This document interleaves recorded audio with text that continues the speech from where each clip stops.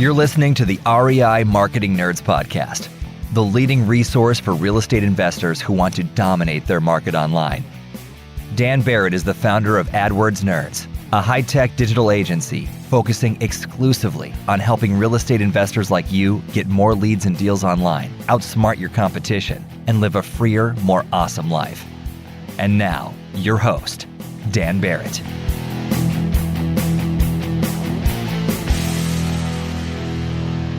All right, hello everybody, and welcome to this week's REI Marketing Nerds podcast. As always, this is Daniel Barrett here from AdWordsNerds.com. How are you? If my voice sounds a little throaty or low this week or whatever it is, sorry about that. I definitely got sick as I came back from a trip with my family, but I'm going to power through and I'm going to make this one a little bit short because I want this to be immediately actionable for you, and I want this to be something that you can immediately turn around and think about and use.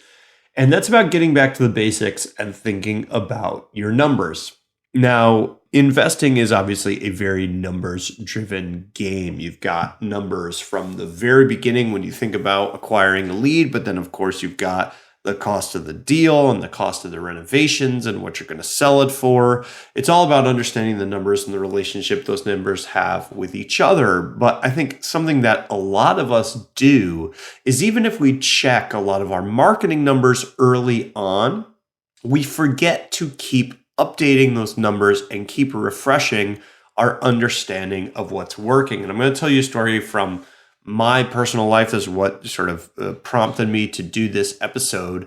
And I have a whole lot of marketing things going at any given time. I've got a lot of different ways of reaching out to investors, and a lot of those have been really great for us. But what ended up happening was because they were doing great, I kind of forgot to keep checking on them. And so I went back today and actually redid all my numbers. I went back and I did my numbers for the entire year. I found how many people were seeing my ads, how many people were clicking, what that cost me in total, what it cost me to convert them into a lead, how those leads performed.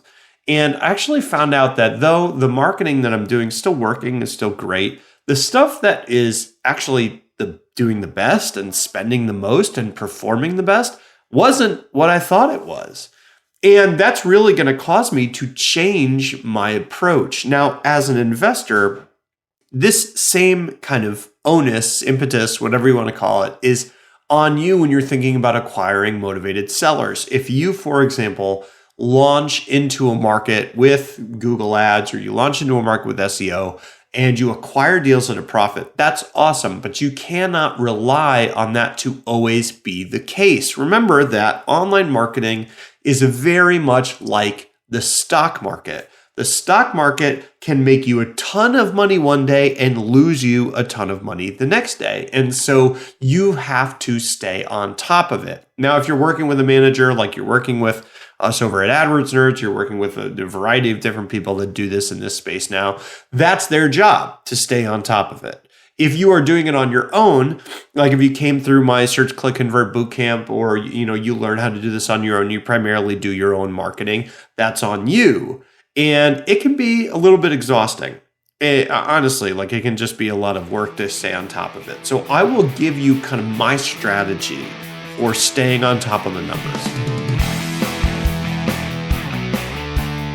Are you an investor who wants to dominate your local market? Do you want more leads and deals online?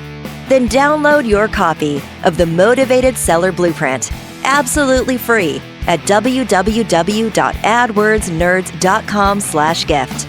What are you waiting for? Go to www.adwordsnerds.com/gift right now to get your copy of the Motivated Seller Blueprint. The first part of this is to really just boil it down to a few numbers that are really important to you. For me, this tends to be impressions, which is views on any ad. It tends to be clicks. It tends to be total cost. It tends to be conversions and cost per conversion. Now, those are like some relatively limited numbers that I can look at and get a sense of what's happening. I can look at impressions and say, how many people am I getting in front of, right? I can look at clicks and say, how am I appealing to the people I get in front of? Are they interested? I can look at conversions and I can say, how good am I doing, or how well am I doing at turning those people into potential leads? And then finally, what does it cost me on average per lead to do that? If I know those numbers, I'm going to know pretty much everything I need to know to fix problems as they emerge or to change my strategy as the market shifts. So it's really, really critical, right? Your numbers might be slightly different, but for me, those are the numbers I like to look at.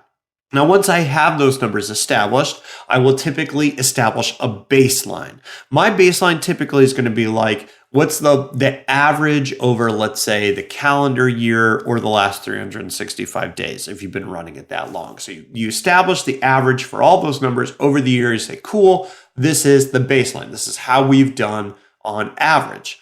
Now, once a week, I'm going to pop in there. I'm going to figure out those numbers. I'm going to pop it into like a Google Sheet or a spreadsheet or something like that. And I'm going to look at those numbers and say, how do they vary from the baseline, right? Am I improving?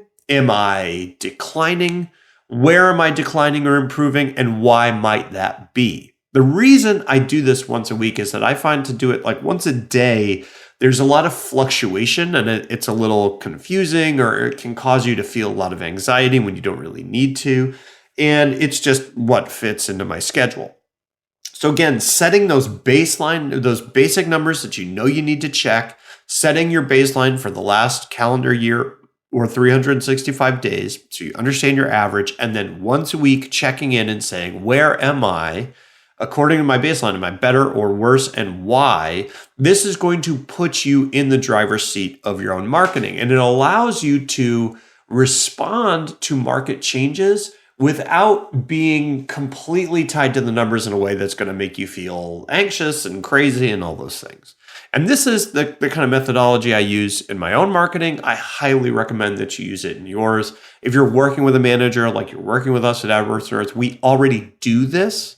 But it's always good to know your own numbers. Even if you're working with someone, right? It's good to know what's going on with your ads. Like I have a Facebook ads person, mostly because even though we have Facebook ads people on our team that do this full time for our clients, I just don't have the time to do my own ads. It's the classic, like the cobbler's son has no shoes kind of situation, right? It's always harder to do your own stuff. So I hired somebody to be on top of that full time. And he takes his own numbers, but I watch my own numbers because I want to know what's going on. I want to be able to judge how he works and his performance. And I have changed ads people in the past based on that. So again, just to back this up, think about this for a second, because I want you to be able to turn off this episode, do this right away.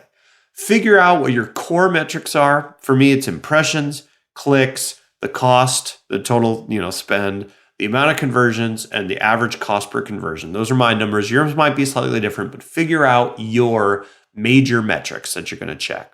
2, figure out what your baseline average is. So look at the last calendar year or the last 365 days or however much time you've done it, right? If it's only a couple months, take the data from a couple months, establish your baseline, so you know what your average performance actually is. And then finally, 3, once a week, check in, update a spreadsheet with those numbers and ask yourself, am I better or worse than my baseline?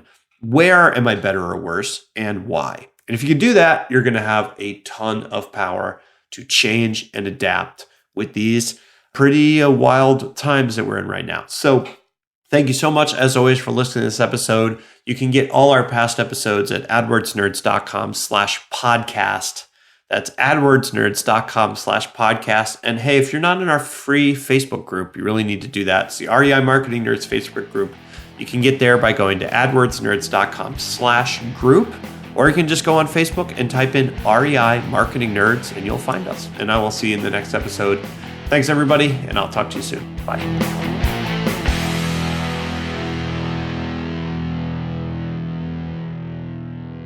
This is thepodcastfactory.com.